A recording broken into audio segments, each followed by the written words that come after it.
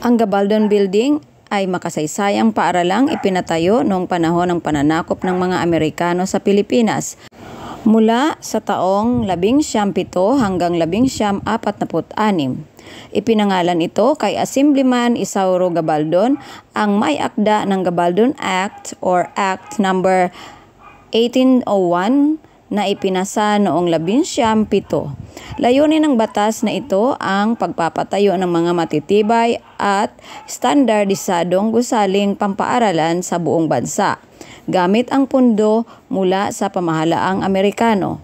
Ang mga paaralang ito ay simbolo ng pagsisimula ng sistematikong edukasyon sa Pilipinas sa ilalim ng mga Amerikano, kung saan itinuturo ang wikang Ingles at mga araling makabago. Ang disenyo ng mga Gabaldon Building ay gawa ng arkitektong si William E. Parsons na isinasaalang-alang ang klima at kultura ng Pilipinas. Kadalasang gawa sa matitibay na kahoy at bato, may mataas na kisame, malalaking bintana at nakataas mula sa lupa upang makaiwas sa baha, mga katangiang akma sa tropikal na klima ng bansa.